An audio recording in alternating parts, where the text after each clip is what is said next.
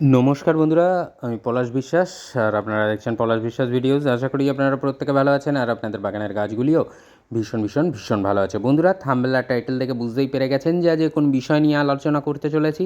হ্যাঁ বন্ধুরা, লেবু গাছ। এটা আমার একটা 3 বছর বয়সের পাতিলেবু গাছ।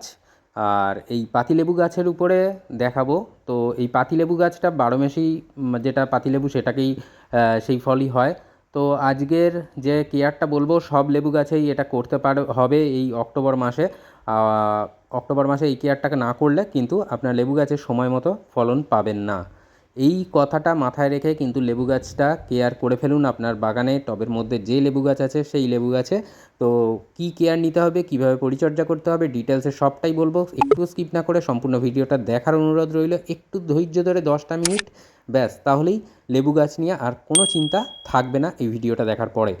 বন্ধুরা, সবার প্রথমে যেটা বলবো যে লেবু গাছ কিন্তু সূর্যালোক পছন্দ করে। তাই যেখানে বাগানের সর্বোচ্চ সূর্যালোক পড়ে আপনার বাগানের, সেই স্থানে এটাকে রাখবেন। আর এই সময় অর্থাৎ এই অক্টোবর মাসে সেকেন্ড উইক বা দ্বিতীয় সপ্তাহের মধ্যে এই কাজটা করে ফেলতে হবে, বা তৃতীয় সপ্তাহ হলেও হবে। এই কাজগুলো যেগুলো দেখাবো স্টেপ বাই স্টেপ, সেগুলো করে ফেলতে হবে। তো যারা এখনও পর্যন্ত চ্যানেলটি আপনার সাবস্ক্রাইব করেননি, তাদের কাছে করজোড়ে নিবেদন, চ্যানেলটা সাবস্ক্রাইব করে নিন, অনুপ্রেরণা পাই আগামী ভিডিওগুলো বানানোর জন্য। আর বন্ধুরা, সকলের মাঝে শেয়ার করার অনুরোধ রইল, যাতে সহজে সুন্দরভাবে সকলে মিলে আমরা বাগান করতে পারি, পৃথিবীটাকে সবুজায়নে ভরাতে পারি। আর যদি অবশ্যই জিজ্ঞাস্য কিছু থাকে, প্রশ্ন করবেন, সবার প্রশ্নের উত্তর আমি দিয়ে থাকি। তো যেটা এখন বলবো যে মাটি, যারা নতুন এনে লেবু গাছ টবে প্রতিস্থাপন করবেন, মাটিটা কেমন হতে হবে? মাটি হতে হবে আপনার বাগানের যে মাটি আছে সেটা 50% নেবেন। বেলে দোআঁশ বা দোআঁশ মাটি হলে খুবই ভালো, সেটা 50% নেবেন। তার সাথে মিশিয়ে নেবেন 30% ভার্মি কম্পোস্ট বা 1 বছরের পুরনো গোবর সার বা কাউডাং কম্পোস্ট। এই 80% হয়ে গেল। 10% মেশাতে হবে আপনাদের বিল্ডিং কনস্ট্রাকশানে ব্যবহৃত লাল মোটা দানার বালি, এবং তার সাথে 10% কোকোপিট। এই নিয়ে এই অক্টোবর মাসে যদি কেউ লেবু গাছ বসান, এইভাবে বসিয়ে ফেলুন। আর লেবু গাছ অন্তত 2 বছরে একবার রিপোর্ট করতে হয়। গত বছর আমি এটাকে রিপোর্টিং করেছিলাম, তো এবছর আর রিপোর্টিং করব না। যাদের ছোট টবে রয়েছে তারা অবশ্যই রিপোর্ট করে দিন। এই গাছে কাটাই ছাঁটাই শিকড় করলে অবশ্যই ফাঙ্গিসাইড স্প্রে করে দেবেন গুলে, বা গুঁড়ো ফাঙ্গিসাইডও লাগিয়ে দেবেন। এই যে দেখুন যে শুকনো যে ডালগুলো বা এইখানে বর্ষার জন্য একটু ডাইব্যাক মতন হয়ে যাচ্ছিল, তো সেই জায়গা থেকে বাঁচাতে গেলে একে এই রকম জায়গায় কিন্তু ফাঙ্গিসাইডের প্রলেপ লাগাতে হবে। এবং অবশ্যই ব্যাকটেরিয়ানাশক যদি থাকে সেটাও 1 সপ্তাহ পর আপনারা ব্যবহার করবেন। প্ল্যান্টোমাইসিন এটা কিন্তু খুব ভালো ব্যাকটেরিয়ানাশক একটা। যেমন ছত্রাকনাশক হিসাবে আমি স্যাপ ফাঙ্গিসাইড ব্যবহার করি বা ব্যাবিস্টিন করি, মাঝে মাঝে রেডোমিল গোল্ড ঘুরিয়ে ফিরিয়ে ব্যবহার করতে হয়, তেমনি ব্যাকটেরিয়ানাশক হিসাবে আপনারা কিন্তু প্ল্যান্টোমাইসিনটা ব্যবহার করতে পারেন, খুব ভালো রেজাল্ট পাবেন। আর এগুলোর কিন্তু আমি বাগানেই ব্যবহার করি, তাই বলছি, কোনো কিছু মানে বিজ্ঞাপন দিচ্ছি না। তো যাই হোক, এরপরে খাবার দিতে হবে। খাবার দিতে গেলে মাটিটাকে হালকা খুঁচিয়ে নিতে হবে। চারিধার দিয়ে যে টবে রিং করে নেওয়া হয় সেরকম করতে পারছি না, তার কারণ মাঝে মাঝেই বৃষ্টি হচ্ছে।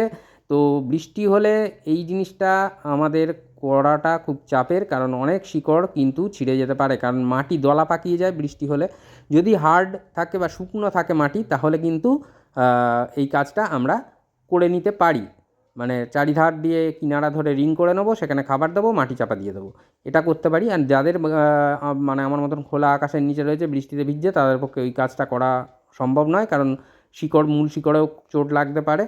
তো সেই জন্য এইভাবে মাটিটাকে খুঁচিয়ে নেবেন ভালো করে, তারপরে খাবার মাটির সাথে মিশিয়ে দিতে হবে। তো চলুন দেখে নিই কী কী খাবার নিয়েছি 10 বা 12 ইঞ্চি টবের জন্য। আমারটা 12 ইঞ্চি টবে আছে, তো 10 ইঞ্চি টবেও এই পরিমাণেরই নেবেন। এখানে 5 টেবিল চামচ নিয়েছি ভার্মি কম্পোস্ট, আপনারা চাইলে 5 টেবিল চামচ গোবর সার বা কাউডাং কম্পোস্টও ব্যবহার করতে পারেন, 1 বছরের পুরনো হতে হবে। এখানে নিয়েছি যেটা দেখতে পাচ্ছেন হাড় গুঁড়ো, এই হাড় গুঁড়ো বা বোন ডাস্ট, এটা নিয়েছি 1 টেবিল চামচ। এই 1 টেবিল চামচ বোনডাস বা হাড়ের গুঁড়ো। 1/2 টেবিল চামচ যেটা দেখতে পাচ্ছেন, এটা হচ্ছে সিউইড যেটা গ্র্যানুয়েলস আকারে থাকে, সেই সিউইড নিয়েছি 1 টেবিল চামচ পরিমাণ, 1/2 টেবিল চামচ পরিমাণে। আর 1 টেবিল চামচ নেওয়া রয়েছে এখানে নিম খোল, এটা নিম খোল রয়েছে 1 টেবিল চামচ পরিমাণে।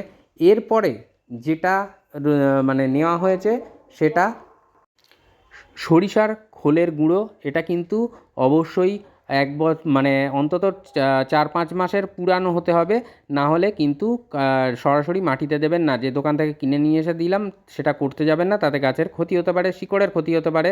এটা অন্তত 3-4 মাসের পুরনো হতে হবে। আর এর সাথে যেটা নেওয়া হয়েছে সেটা দেখতেই পাচ্ছেন, এটা শিংকুচি, এটা 2 টেবিল চামচ নেওয়া হয়েছে। আর সরিষার খোল যেটা, ওটা 1 টেবিল চামচ। এই খাবার কটা খুব ভালো করে খাদ্য উপাদানগুলো ভীষণ ভালোভাবে মেশাতে হবে, যাতে প্রত্যেকটা খাদ্য উপাদান প্রত্যেকের সাথে খুব খুব ভালোভাবে মিশে যায় এবং খুব ভীষণ ভালোভাবে যাতে গাছ এই খাবার গ্রহণ করতে পারে। এই শীতকাল পড়ছে, তার আগে আমাদের কিন্তু এই খাবারটা অক্টোবরের 2য় বা 3য় সপ্তাহের মধ্যে আমাদের গাছেতে দিয়ে দিতে হবে। তো এটা দিয়ে দিতে পারলে আগামী সময় যখন লেবু গাছে ফুল আসবে, তখন যে খাদ্যের চাহিদা গাছের মধ্যে তৈরি হবে, গাছ কিন্তু এটা থেকে গ্রহণ করতে পারবে। সেই কারণে আর যাদের গাছ ছোট টবে আছে তারা অবিলম্বে রিপোর্ট করুন, রিপোর্ট করে বড় টবে দিন। আর যাদের বড় টবে আছে 2 বছর হয়ে গেছে, রিপোর্ট করে হয়তো সেই টবেই রাখবেন, তাহলে শিকড় কাটাই ছাঁটাই করুন। কাটাই ছাঁটাই করে আপনারা কিন্তু সেটাকে রিপোর্ট করে দিন। এই সময়টা রিপোর্টিংয়ের একদম আদর্শ সময় লেবু গাছের জন্য। তো লেবু গাছে এই অক্টোবর মাসে কাজগুলো না করলে আপনার আগামী দিনে কিন্তু লেবু পাওয়া মুশকিল হয়ে যাবে। তো সেই জন্য বলছি যে এই কাজগুলো করে ফেলুন। আর 2 বছরে অন্তত একবার আপনাকে কিন্তু এই কাজগুলো করতে হবে, অর্থাৎ রিপোর্টিংটা করতে হবে। আর যারা রিপোর্টিং করছেন না আমার মতন, আমি যেহেতু গত বছর করেছি রিপোর্টিং, এবছর প্রয়োজন নেই, সেই জন্য এইভাবে মাটি খুঁচিয়ে বা রিং করে চারিধার দিয়ে খাবারটা দিয়ে রাখুন। এই খাবারটা কিন্তু ম্যাজিকের মতো কাজ করবে আগামী দিনে লেবু গাছের জন্য। আর এখানে দেখতেই পাচ্ছেন, যেহেতু আমি বাড়িতে খাবার হিসাবে খাই এই লেবুগুলো হলে, তো সেই জন্য কোনো ধরনের রাসায়নিক ব্যবহার করি না, সবগুলোই কিন্তু জৈব পদ্ধতিতে বা জৈব সার দেওয়া হলো।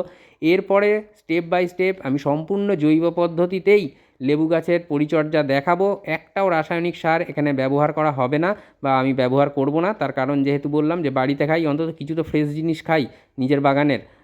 হয়তো যেটা বাজার থেকে কেনা হয় সবই রাসায়নিকের উপর তৈরি। তো কিছুটা একটা যদি জৈব খাবারের দিয়ে যদি তৈরি করতে পারি, হয়তো পরিমাণ কমই হোক কিন্তু খাঁটি জিনিসটা যেন পাই।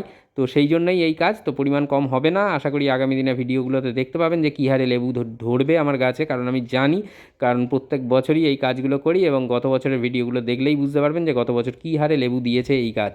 তো আজকেরও এই পরিচর্যা করতে হবে। এরপর যেটা বলবো, কীটনাশক। এই সময় কিন্তু কীটপতঙ্গের আক্রমণ হয়, তাই কীটনাশক প্রয়োগ করতে হবে। কাকা কীটনাশক প্রয়োগ করতে পারেন, কাকা কিন্তু সম্পূর্ণ অর্গ্যানিক। কাকা কীটনাশক 10 দিনের ব্যবধানে ব্যবহার করে যান, তাহলে দেখবেন কোনো সমস্যা থাকছে না আপনার গাছের, যে কোনো ধরনের পোকামাকড়ের হাত থেকে আপনার গাছ কিন্তু রক্ষা পাবে। এই যে লেবু গাছ কিন্তু কাকা কীটনাশকের প্রয়োগের ফলে কোনো ধরনের যে সমস্ত পোকামাকড় বা কীটপতঙ্গ তারা কিন্তু থাকবে না, মারা পড়বে বা গাছে ধরলেও পালাবে। 1 লিটার জলে 1.5 ml থেকে 2 ml অবধি দেওয়া যেতে পারে। আর অবশ্যই সন্ধ্যাবেলা স্প্রে করবেন এই কাকা কীটনাশক। আর স্প্রে করার পরে খেয়াল রাখতে হবে যেন অন্তত 3 ঘন্টা থেকে 4 ঘন্টা বৃষ্টির মধ্যে না ভেজে। এইটা মাথায় রাখতে হবে, তাহলে কিন্তু সমস্ত কিছু ধুয়ে বেরিয়ে চলে যাবে পাতা থেকে, তাহলে আর কিচ্ছু কোনো কাজই হবে না। আবার পুনরায় আপনাকে স্প্রে করতে হবে। যাদের গাছের পোকা দ্বারা আক্রান্ত হয়েছে তারা 2 দিনের ব্যবধানে এই কাকা কীটনাশক 2বার ব্যবহার করবেন, গাছ থেকে কিন্তু পোকা চলে যাবে। এটার আমি বিজ্ঞাপন দিচ্ছি না, এটা আমার বাগানে ব্যবহার করি। আপনারা এই কাকা ছাড়াও ব্যবহার করতে পারেন, সুপার সোনাটা ব্যবহার করতে পারেন থিটা, ব্যবহার করতে পারেন ইমিডাক্লোরোপিড বা ডাইমেথয়েড 30, এই কম্পোজিশনের যে কোনো কীটনাশক। তো এইগুলো বলে দিলাম। এরপরে এটাও কিন্তু বিজ্ঞাপন দিচ্ছি না, এটা খুব ভালো রেজাল্ট পাই এটাও। আর সবচেয়ে বড় কথা, এটাও হচ্ছে অর্গ্যানিক। বায়োভিটা এক্স, এটা সিউইড বেস ফার্টিলাইজার। আপনারা বায়োভিটা কোম্পানিরই যদি বায়োভিটা এক্সই যে ব্যবহার করতে হবে এমনটা নয়, সাগরিকা আছে, তার সাথে সাথে পেয়ে যাবেন অলউইন গোল্ড সুপার। এগুলো যে কোনো সিউইড বেস ফার্টিলাইজার মাটিতে খাবার দেওয়ার ঠিক 5 দিন পরে একবার গাছে স্প্রে করে দিন। আর অক্টোবর মাসে এই খাবারটা কিন্তু একবারই দিতে হবে, আর দ্বিতীয়বার এই সময় আর কোনো খাবার প্রয়োজন নেই।